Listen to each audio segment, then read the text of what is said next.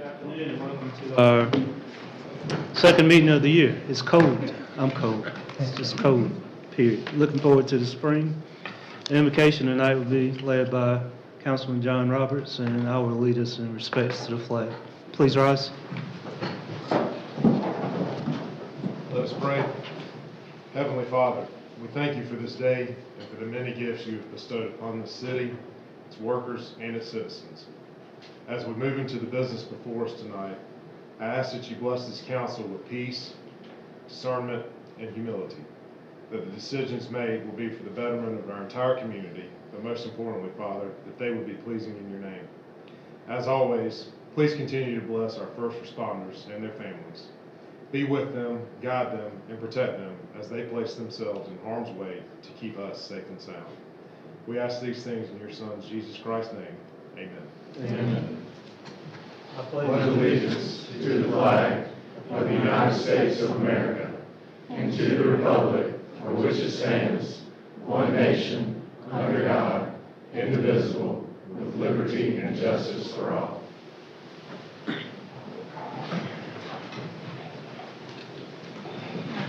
Before we get into the body of our meeting, we have a special presentation, public safety presentation, and I'm going to ask Chief King to come down and lead us in it.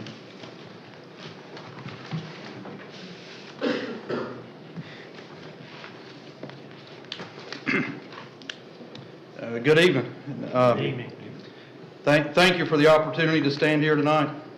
While it's always a pleasure to speak and present to you, there's nothing more proud than to stand at this podium and publicly recognize our community public servants for going above and beyond the call of duty and saving a life. In tonight's instance, not just one, but the lives of two of our community members were saved by these heroes that are standing behind us. On December the 22nd, the Anderson Fire Department was alerted to a report of a house fire on East North Street. The fire department responded with 3 engine companies, a ladder company, rescue, and a battalion chief, a fire force of 19 personnel. An ambulance, paramedic vehicle, and road patrol units with our police department were also responding. In just over 2 minutes, firefighters arrived on scene to find a small single-family residence with a working fire in the rear and heavy smoke throughout the home. A neighbor quickly alerted the battalion chief that if the car's in the back, they are there. And there was a car in the back. Operating crews were made aware of the potential for occupants trapped in the home and immediately focused their efforts on locating those inside. The fire was quickly contained, and within minutes, the first victim was located and removed from the home. Firefighters quickly initiated care while others were inside continuing to search. MedShore EMS took over advanced care on the initial injury, while crews inside of the house radioed that they had located a second victim and were making their way out. Life-saving care began on our second victim while all hands worked together to prepare both for transport to the emergency room. MedShore ambulance crews were assisted by multiple Anderson County EMS paramedics in providing the top-level care needed in advance of reaching the emergency room. Following stabilization care at the emergency room, both individuals were transferred by helicopter to the Augusta Burn Center for specialized care. It's the teamwork of professionals that make a difference. On December the 22nd, a team of professionals came together to serve members of our community who were experiencing what was potentially the worst day of their life. While most, if not all, would say, "I'm only doing my job," it is evident they performed their jobs to the best of their ability under extreme circumstances. The following team members, thank you for being heroes to our community. Y'all come down. AFD members, Battalion 101, Chief Bruce Reeves. Ladder 101, Engineer Lee Deal. Firefighter Matt Stallings. Firefighter Tristan Lowe. Firefighter Justin Fricks. Engine 2, Engineer John Paul Poore. Firefighter Jacob Casey. Firefighter Jamie King. Firefighter Rashad Harmon. Engine 3, Lieutenant Anthony Ragsdale. Firefighter Logan Vickery. Firefighter Ethan Haney. Rescue Company 3, Engineer Ron Garish. Firefighter Justin McAdams. Anderson County EMS paramedics, Delta 1, Joseph Alex K., Charlie 1, Jared Bingle, and ALS 11, Chuck Roush. MedShore Ambulance Service, Medic 0, Kelly O'Sullivan and Katie Patterson. Medic 8, Andrew Patterson, Kevin Petrie. Medic 9, Tyler Adams and Peter Pomales. And to our dispatchers, call taker Shift Supervisor Ashley Tucker, Assistant Shift Supervisor Casey Rogers, Fire Dispatcher Annalise Whitfield, Medical Dispatchers Brian Blair, Michael Sin, and Caitlin Fricks. Got everybody?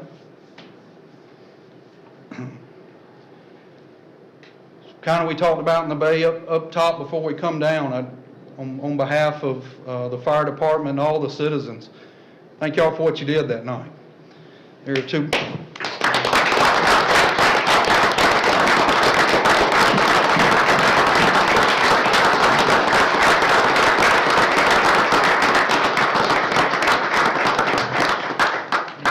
Two members of our community are alive tonight because of your efforts. 5 agencies represented. There wasn't a single time that anybody asked, who are you with? I'm with the city, you're with the county. You're just a fireman, I'm just a paramedic. None of that. It was a complete and collaborative team effort that made a difference to those two, and because they're alive tonight for your efforts. Ladies and gentlemen, thank y'all. Thank you.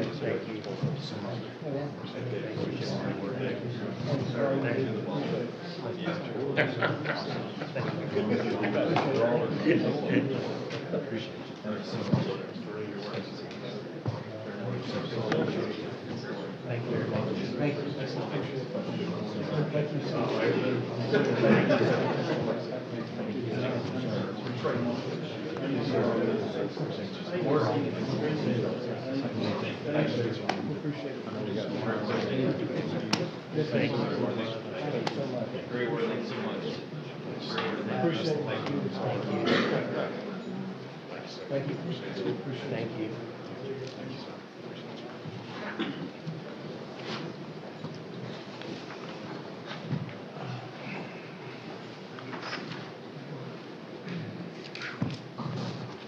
Also, I'd like to, before we start our meeting, we have Leadership Anderson, Chambers Leadership classes in. Raise your hands. Do you have a spokesperson? Somebody want to say something about the class? Projects? Anything? Who's speaking? Sam, you aren't shy. I know you. Somebody come to the podium and tell us about the class.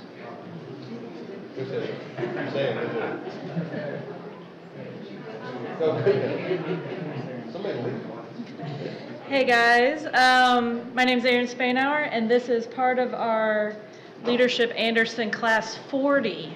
So we're representing the fantastic 40s, and we have 21. Is that right? 21 members in our group. We just started. We have our actual first group meeting in February, and right now we're working on trying to figure out what project we're going to take on, or projects we're going to take on this year. So we're very excited, and thank you. Thank you. Appreciate it. Thanks for coming. The minutes of our January 13th meeting have been distributed. Are there any corrections or additions to those minutes? Not hearing any, do I have a motion to approve? First by Dr. Thompson, second by Mr. Steele. All those in favor say aye. Aye. Opposed? The minutes of January 13th passed unanimously. We have one item of old business, and that item is to request a second reading of ordinance 25-01 to annex and zone to PDD, a planned development district, approximately 4.5 acres located at 903 West Malden Street. Mr. McEwen. All right, this is an item that's coming back to you, an old business. It's in Northwest Anderson area. This is an annexation, as you mentioned, request for development. There was an opportunity for review and additional comments from council on this. And Maurice McKenzie, our Planning Development Director, can speak of that and also go over any changes that we may have had. Mr. McKenzie. Great, thank you. The applicant's proposing to annex this property into the city and to develop a single-family residential subdivision. And the requested zoning is PDD, Planned Development District, and you're all familiar with that type of document, but it outlines the specific development details for a particular piece of property. That document is included in your packet for review. It shows all the details. And the intent for this development is to have a development with houses that hit the need for more attainable, affordable housing inside the city. And like I mentioned, inside the PDD document, it has all the development details, but I'll touch on a few of the items. But a maximum of 38 single-family detached structures are proposed for the development. That would be a maximum density of 8.8 units per acre. Also, the minimum lot size is 2,500 square feet. The internal lots would have setbacks, front yard 15 feet, rear yard 10 feet, side yard 6 feet on each side, and that mirrors our R5 single-family residential setback requirements. On the exterior of the property, there are some houses that will be facing Bleckley Street, also on Malden Street. The front yard setback along Bleckley Street is 30 feet, and the front yard setback along Malden Street is 20 feet. Also included in the document, it does go over our landscaping and tree preservation guidelines, but street trees will be planted 40 feet on center throughout the development. There will be sidewalks on either side of the street, on the internal streets. Also, sidewalks will be constructed along Bleckley and Malden along the development as well. And there will be buffering requirements around the perimeter of the development too. So this did come before you on December 9th, and at that meeting, you did approve it on first reading. However, you did ask for some revisions and clarifications be made to the document. And also, you asked for a potential drop-in style meeting to go over any changes that were made, and that did take place on January 15th, and several of you were able to make it. And some changes that were made since you first saw it on December 9th to today are that on the conceptual plan, sidewalks along Malden Street and Bleckley Street are shown on the drawing, has better connectivity now throughout the development and around the perimeter of the property. There was some concern about those exterior lots on Malden and Bleckley Streets backing out into those streets, which are busier state roads. So turnarounds have been indicated on the concept plan. As you can see, that way cars won't just be backing out. They have the opportunity on the property to turn around and go out head first. And again, perimeter buffering is shown along the backs of the lots that will not access Bleckley Street. Another item is that initially there was a black fence that was a buffer between the proposed development and an adjacent park. We requested that it be removed. Therefore, the park can become an amenity to the development, so they removed that as well. The houses on Malden Street have been moved back a little bit more than what you initially saw, about 5 feet. That gives more space for cars to park in the driveways along Malden Street. And one other thing, there's an existing billboard on the property that will be removed per this development plan. So that will be removed once the development takes place. I did mention that the minimum lot size is 2,500 square feet, which is smaller than what we typically see. But if you look at the conceptual drawing, the average lot size is 4,200 square feet, with lots ranging from just under 3,000 square feet to about 8,800 square feet. And once this is annexed, we will work with the developer on the construction drawings to meet all of the requirements for tree preservation and everything else. That will be the next step after this is adopted. And this did, like I mentioned earlier, come before you at your December 9th meeting. You did approve it on first reading, contingent upon some revisions that were made, and also to have the potential for a drop-in style meeting. Both of those things were accomplished, so this is coming to you tonight for recommendation of approval on second reading. Thank you. And the applicant is here too, if you have any specific questions. Thank you, and I guess maybe I'll kick it off. I went to the drop-in and appreciative of the applicant redoing some of our concerns in regards to the drawing that's before us right now. and several of we had a couple, 2 or 3 other that was there too. I'd be interested in any comments that you guys might have. Ms. Stewart? You had mentioned something about a black fence around a playground that was gonna be removed. If I'm looking, I see City of Anderson, St. Francis Park, and then it's got existing fence playground. Is that the fence you're talking about? That's gonna be removed at the top? If it is, we'll make sure that is taken off the conceptual drawing. Is at the very top there? That's where we were referring to, around that First Avenue where it separates the development and the park.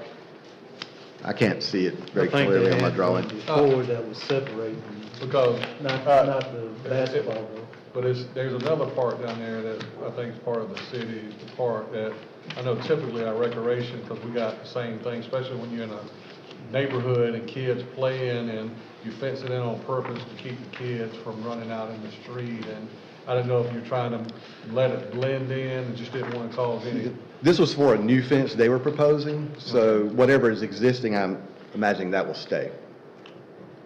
Okay. Then the other thing I was going to ask, at the corner of where Blakely and where West Anderson Church of God is at the railroad track, that's a terrible intersection right there. We're going to be putting potentially more traffic coming up through there because you're coming from, I guess, the Appleton Mill area. There's a little crosswalk probably right in front of the church, but then the stop sign is way up above near the railroad track, and and cars are coming, and it's like a 5, 6 cars coming in one section, and there's just a lot of. I see it every morning. I drop my granddaughter off at school at West Anderson, and it's just like it's a real hectic intersection right there. And I would just ask if we can somehow take a look at that intersection, because there's probably 1, 2, 3, maybe 5 or 6 points coming into that intersection right there coming down the hill. So Sounds like a roundabout there. it sounds like it could be one, but I mean, again, potentially. but again, people are coming out, then they stop, and then they come out to the railroad track, and then they stop, and then people are coming, and then you're coming, the other way, and it's just real bad there. And with what's there now, but adding these houses, I can just see, coming out and causing more traffic. And if we could just take a look at that from a I guess it's a DOT road. Yeah, most of those would be DOT roads, so we can contact them for further review on that. I'd Be glad really to. like to see that. It's real bad. Anything else? I had a lot of concerns at the first meeting, at first reading, about this project, whether it was the right product for the neighborhood, what we were going to do with it, some of the setbacks and billboards. I will say I was also able to be at the drop-in. I think at the drop-in, a lot of those concerns were addressed. I really appreciate that there's more, the houses are set further back from Bleckley. We have the turnaround there. And that there's going to be potential access to the park, and that they're going to, again, try to make sure that even with that billboard removed, there's going to be some tree preservation areas. Ultimately, one of the main considerations for me was this parcel. It's not quite in my ward. It's right across from it, but it's also a small triangle of undeveloped property. It's not like this is farmland that we're annexing into the city. This is something that is almost certainly going to be developed, whether residentially or commercially. So ultimately, it's what is going to benefit our city the most in going into this space. And I certainly had concerns, and I think probably still in an ideal world, I would like to see larger lot sizes. I think they're close to each other, but in looking at, are we going to have single-family homes here? Are we going to have townhomes, a duplex-type development? Or are we going to have apartment homes here? Ultimately, what is going to best help our city, and specifically this neighborhood, move forward and have positive growth and development in the area? And to me, I think this plan develops that. The developers have also indicated that they're going to work with HUD to try to make sure that there's financing to make this affordable housing. It's not going to be rentals, or they're going to do whatever they can to prevent investors from coming in, buying up everything and just renting it all out. And to me, having home ownership in this neighborhood and prioritizing that and making it affordable. So as the mayor noted at first reading, everyone can access it. It's going to be something that is not out of everyone's price range. The developers are going to work to make sure financing is available for those everyday workers. I think will be beneficial for our city and this neighborhood. So with that, you know, I don't think there's anything that's ever a perfect world, but to me, in looking at the opportunities for development in this specific parcel, the proposal as amended and with the changes with feedback from us makes sense. Thank you. Ms. Harvey? Mr. Mayor, I make a motion to approve this. First by Mr. Harvey, Second. second by Mr. Roberts. I guess maybe further discussion. I think, Steve, you're here. Would you come down and just talk about the product? Yes, Of the, this is Steve McNair, the developer, to talk about the product or yes, Mr. concept of the homes and construction type and that type of thing. Yes, sir, Mr. Mayor, council members, thank you. The houses, McGuinn Homes is out of Columbia, South Carolina, and they build smaller, affordable product in most of the neighborhoods where they build. We thought home ownership was definitely something that we wanted to bring forth here versus townhomes or build to rent. There's a lot of build to rent that's going on now. As far as the product, most production home builders are building at 1,500 square feet or bigger. My son's a home builder, so you know it's not profitable to build in this with this smaller footprint homes. So McGuinn is doing it. We've got a couple of things that are beneficial that this site will qualify, should qualify for South Carolina meal tax credit. So some of that money can go to savings and that we can put in a kitty to make sure that we have affordable housing. We do intend to get together with the Housing Authority and any HUD, whomever else it may be, that would help, that where someone could qualify, policemen, teachers, firemen, whomever. These houses are 1,300 square feet to about 1,500 square feet. Most houses now are going to be in that 1,500 square foot price range. You're going to find a 3-bedroom, 2-bath house or a duplex, and most of those are going to be 250 to 275. We're going to be in the low 200s. We're going to try to hit 200, but that's a tough mark to meet. I'm going to say we'd be 210 to 215. Hopefully we can get where folks can qualify for 100% financing. So we're here, have not knocked on the door of the Housing Authority here, but in the last meeting someone gave me the contact information, and we will be getting in contact with them. So we feel like it's a win-win situation for the city. Affordable housing is a huge need everywhere we go. No doubt. And so we're very much about that. Any other questions for the developer? Mr. Stewart? I know Councilman Steele had mentioned something about using HUD dollars. Are you guys a nonprofit? No, we're not. So we're not excuse me. using HUD funding. We're just looking for sources that might give the best if someone qualifies for HUD financing. So we're not using HUD financing. So you're just looking at if somebody qualifies for a FHA loan? Right. We're just looking to find out, okay, what sources are out there that will help on the rate, that would help subsidize in any form or fashion, whether it's the Housing Authority. So that's basically what we're looking for. We want to cobble together financing that can get them close to the 100% plateau of financing, whether we subsidize it ourselves from some of the South Carolina meal tax credits that we would get from this property.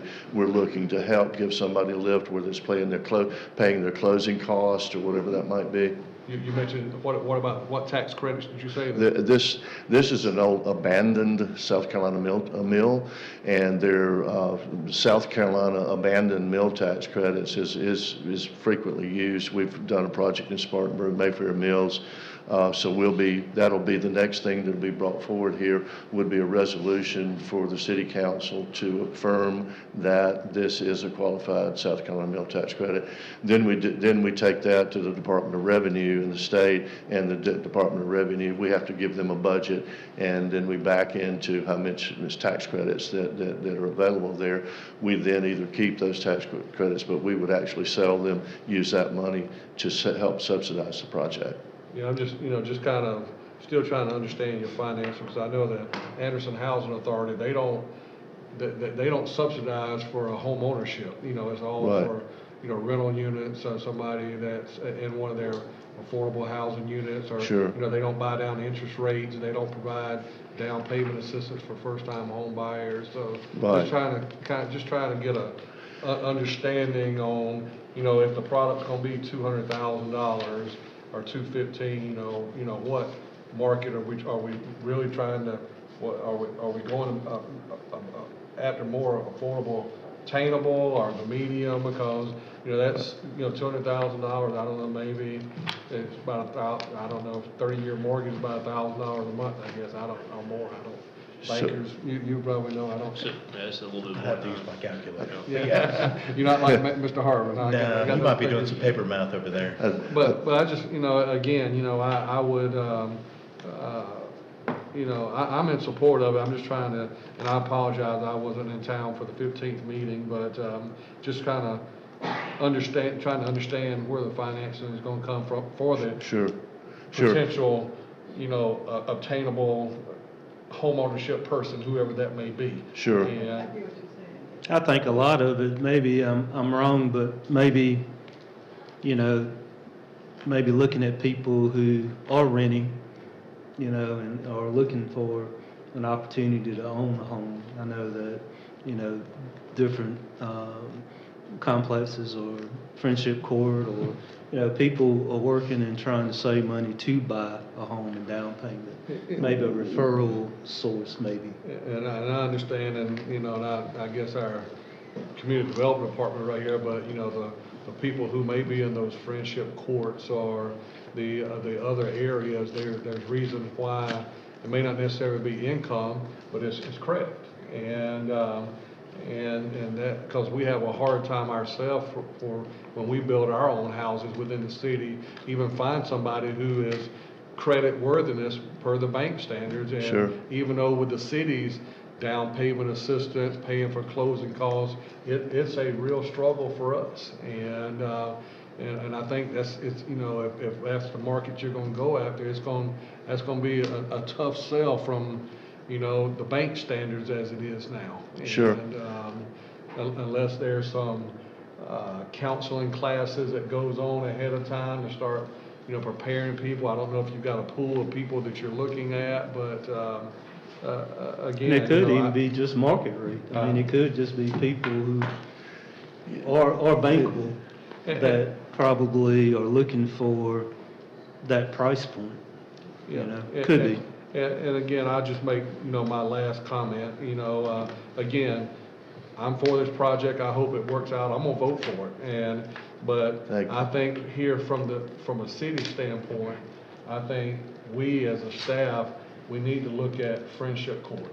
I know we spend a lot of time and investment, what's going on there. There's a lot of stipulations that we put on when we partnered with that that entity who's done that. There's been a lot of shootings going on at Friendship Court. There's no security cameras are working there. That was one of the stipulations, that security cameras are going to work at all times. So I think that, we need to. At some point in time. Yeah, we need to make sure that the surrounding is better, because, Let's do it. if we can make the surrounding better, it's only going to make this development prosperous. That's And so true. I'd just like to add that. Well, I've got you here, Mr. McNair. We appreciate you investing in our city. Most definitely. You've got a couple I'm coming here. Oh, okay. Yeah, I'm sorry. There's a glare on your. And Yeah. but could you, I think you have a development on Simpson Road Yes, sir. and, it's Fairway Green. Could you give us a timeline? We have. of Where we are on those? Fairway developments? Green, we hope that we may be land disturbance permit ready at Fairway Green, and maybe by May. Bailey Creek Commons, we had a wetlands issue there that we had to resolve. But that's a long story, but it took us about a year to get through that the wetlands thing, and it was had to do with the wetlands mitigation, and laws changed. So we've gotten over that hurdle. So we should be grading in there in the next couple of months. Hopefully it's going to be a springtime, grading on Simpson Road. And one thing that I'd like to just say briefly about affordability and lot size. Well, the only thing that I can control or anybody control, but to make something affordable is just size. And that's what it really comes down to at the end of the day. And we've been asked by Richland County to do a teacher's village down there, and it's in Irmo. It's a piece of property that we're annexing into the town of Irmo. Richland County Schools approached us and said, we're having problems. We're aging out. Our teachers are aging out. We can't attract younger teachers here. Because of that, they're offering some incentives, and the incentives would be either a voucher program for the teachers to help them and assist them. And this could be a very similar situation here, but that's just something I want to plant a seed, whether it's for this or whether it's for somewhere else. But we hope and think that it's going to be a successful project, and we certainly appreciate you all annexing Incorporated. Mr. McNair, I was going to thank you for your interest and your continued development in the city, as the mayor said. Just to go back to Councilman Stewart, I did run some quick math on this. Without taxes and insurance, you'd be looking at on a 30-year amortization, about a $1,400 payment, which I would put in an attainable category, because although you can find rentals or other that may be a little bit less, these homes tend to be a little less energy efficient. So you pick up a little bit more on the utilities. With it being a new construction, you'll find more efficiency in these homes. With there being home ownership there, I think they're more likely to take care of it. So I think we've talked about it enough for us to understand. But, inflation is real. The cost of living here is getting more expensive. So the number for attainability may have a little bit of sticker shock, but I would put it still in that category with other mortgages I see in this area. Dr. Thompson. I think that's in that area along with Friendship Court. And I think if we think about the improvements we made at Friendship Court, it's made a big difference in that community. And I think that this particular development is going to enhance that area. And I'm hoping that even though the one in Friendship Court, I have seen much improvement since we made improvements in that area. So I think this is going to encourage development in that area. And it's an area that really does need this kind of development. So even though we have some thoughts about what might happen, I think it's a positive move. Thank you. And I'm all for it. Thank you. We have a first and second. Another comment, Mr. Steele. And very briefly, to just piggyback on both Councilman Martinez and Councilwoman Thompson's comments, I think as far as affordability, again, inflation is very real. And looking at the numbers that Councilman Martinez ran, I don't think you're looking at a 3-bed, 2-bath rental for even probably $1,500. You're probably looking at $1,750 or $2,000 for many 2-3 bedroom houses. So you're looking at, again, a house payment that isn't, it's not drastically lower than a rental payment, but also it's not drastically above. So if there's financing issues that can get people in, hopefully if they're making that other payment, they'll be able to make this payment. And as Dr. Thompson noted, this is an area, Friendship Court, the renovations, even though there's work to be done, as Councilman Stewart noted, there was an improvement there. And particularly putting homeowners in that same neighborhood across who are going to hopefully be more invested in the community than a renter, that are going to be more committed to improving the neighborhood as a whole, I think is only going to, as Dr. Thompson said, increase the positive direction in that neighborhood. And one last very small note that I kind of wanted to note that came up on that meeting, that is that there's going to be sidewalks installed all around this property. So it will actually benefit some of Friendship Court and some of the other surrounding housing to be able to walk around that neighborhood and into the park there. So ultimately, I think this is a good call for the neighborhood. Obviously, we won't know until it's built and it's sold, and we'll see it years down the road. But in making the decision with the information we have in front of us, to me, this makes sense given where we're at and the property. Good. All good comments. Thank you, Mr. McNair.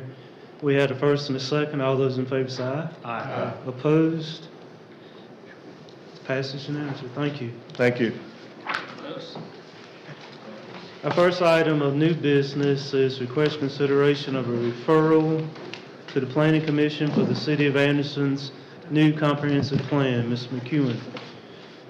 Okay, the comprehensive plan, as you're aware, I've been working on this for a couple of years, and we labeled it as Plan This City.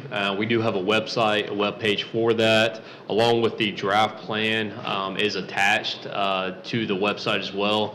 And there's a place there you can enter comments on the draft plan as well for the public. Recently, we sent an email out to City Council outlining the process of several different steps that have to be taken forward to adopt the comprehensive plan. We've had several retreats where we've talked about this, a lot of open houses that all went to the comprehensive plan development. And with that, Maurice McKenzie can dive into the details of the process and where we are today. Mr. McKenzie. Okay, thank you.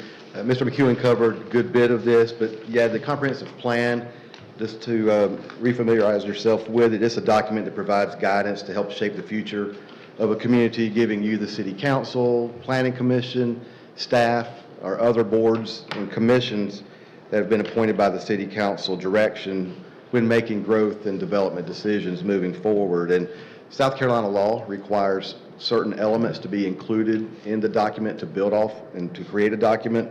Those elements include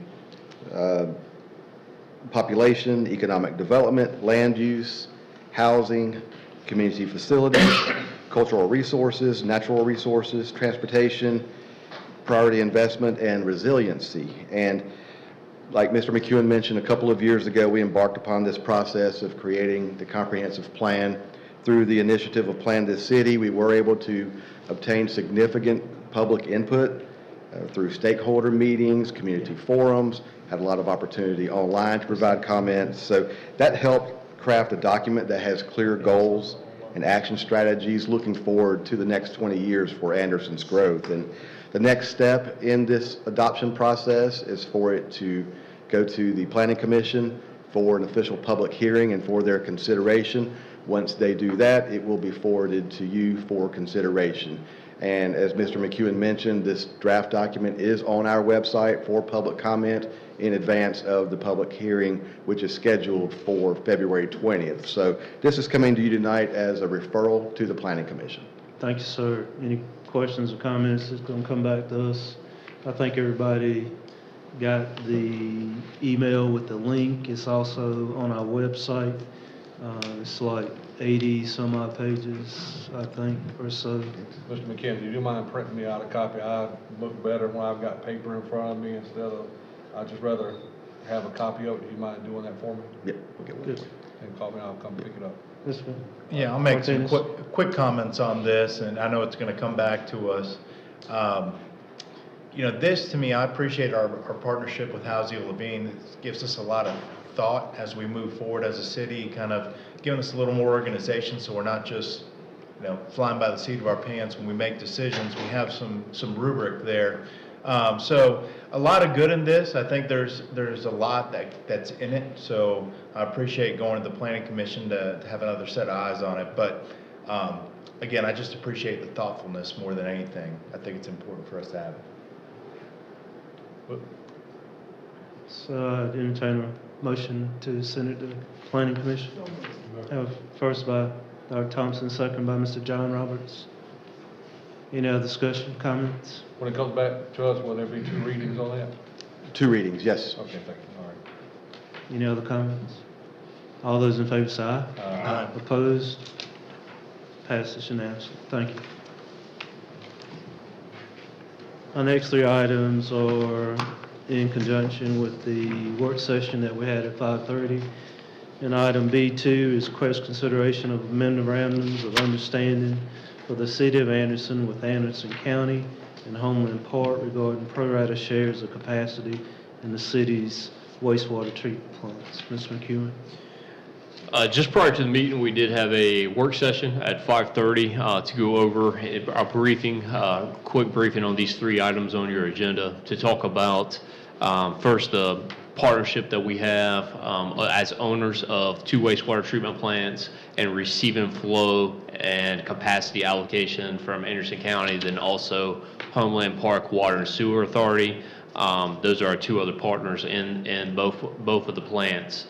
As we're setting the stage for being proactive and looking at growth and seeing the subdivision approvals, and then also the economic development recruitment throughout our county. We want to make sure that our plants are in good shape as far as if they need to expand in the future. We have a plan for that. Right now, we're at a really good flow level. One's a 9.5 million gallons a day plant, the other one's 10 million gallon a day plant, and we're averaging 4 to 5 million gallons a day equally at both plants. They're essentially identical plants. However, there is allocated flow when a development, such as the one you heard earlier, comes before you. There's paperwork that's filled out that we have to allocate capacity to, so allocate sewer capacity to. And what that does is you have your flow that's coming into the plant, and it's in great shape, but you have a list and paperwork that is filed with us and with the state that adds up of future capacity reductions or anticipated future capacity to be taken up at both plants. And so the first item before you is setting the stage of the cooperation agreement between the City of Anderson as the owner, Anderson County, and the Homeland Park Water and Sewer Authority. And the next two are approving a contract with two different engineering firms that will look at it. With that, if there's any questions on the first item, Scott Banks, our utility director, can answer any of those. If not, Mayor, I'll turn it back to you. Appreciate it. Again, I'll open it up for council in regards to just a memorandum of understanding. Does anybody have any other questions on that? I'd entertain a motion. I make a motion that we approve the memorandum of understanding for the Generosity and Rocky River wastewater treatment plant. First by Mr. Stewart, Second. second by Mr. Harvin. Any further discussion? All those in favor, say aye. Just a comment, want to make sure that we appreciate our partners in this, Anderson County and Homeland Park. We couldn't do it without them. Good point. Thank you. Very good. Put that in the record. All those in favor say aye. Aye. Opposed? That passes unanimously. The next two items, and we'll take them as separate agenda items. They're very similar, but request consideration of an engineering contract for a preliminary engineering report, a PER, for the Rocky River wastewater treatment plant. And I'll turn it over to Scott. Scott, if you want to outline the request here for this contract and the engineering firm and the assignment that you have to the plant, what they've been doing. All right. Thank you again. And as we discussed at the work session, at Rocky River, we had W.K. Dixon doing several smaller projects.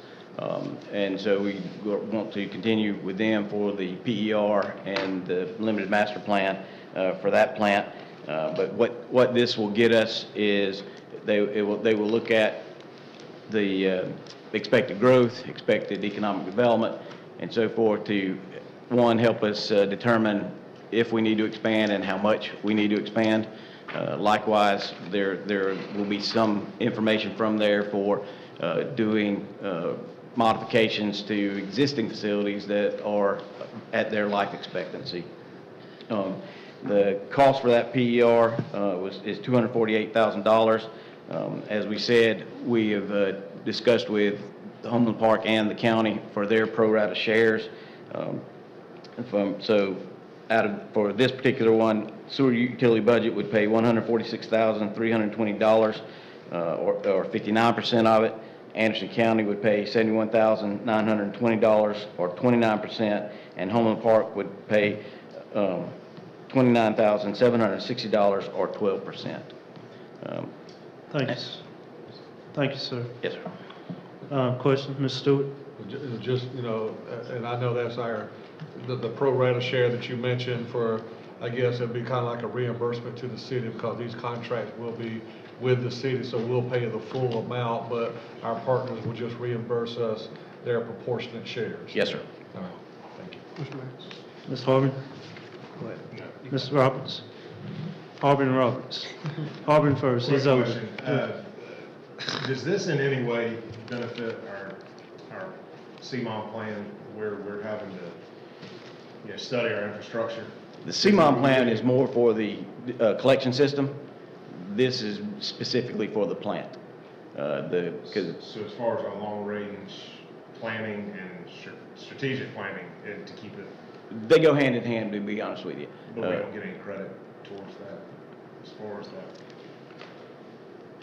You do remotely, just from the standpoint, but there are two, the CMOM plan makes sure that your collection system is up to date, that you're not having sanitary sewer overflows, that your system is sized properly, and so forth. But for this is strictly for the plant, and why I say they're related is because whatever comes through the collection system is going to that plant. Good question. So, obviously, our biggest user are residential houses within the city and the county, but what industrial is our biggest user of water and sewer? Do you know that? Not right off the top of my head. We have those It's in our annual audit report. Yep. Well, we can get you that. That's okay. I was just wondering, You were saying water and sewer? yeah, who's our biggest water user? Yeah. And what industry? Owens Corning, JP Composites, these are the ones I'm coming up with. Yeah, JP We're is required for our bonds to list the top 10, and so I can get you that information. Let me add to that, Mr. Hartman. We do have 17,000 water customers and 15,000 sewer customers, just to put that out there. And then also, of course, we receive on the wastewater side, we're receiving flow from the county. So those are our retail customers that I mentioned, and then obviously the industrial customers that we receive from the water side, or from the sewer side, from the county's conveyance. I was trying to grab it real quick for you, but give me just a second here. That's okay, but we've got plenty of capacity now. We're planning for the future with continued growth to be able to have capacity. And so with that, I'd make a motion that we approve this, Mayor. Have first by Mr. Hartman, Second. second by Mr. Jeff Roberts. Any further discussion? All those in favor say aye. Aye. Opposed? That passes unanimously. The next item is very similar to the third item, request consideration of an engineering contract for a preliminary engineering report for the Generosity Creek wastewater treatment plant. Any additional questions on that request? Motion approved. First by Mr. John Roberts, Second. second by Mr. Jeff Roberts. Any further discussion? All those in favor say aye. Aye. Opposed? Thank you, Mr. Banks. Yes, sir.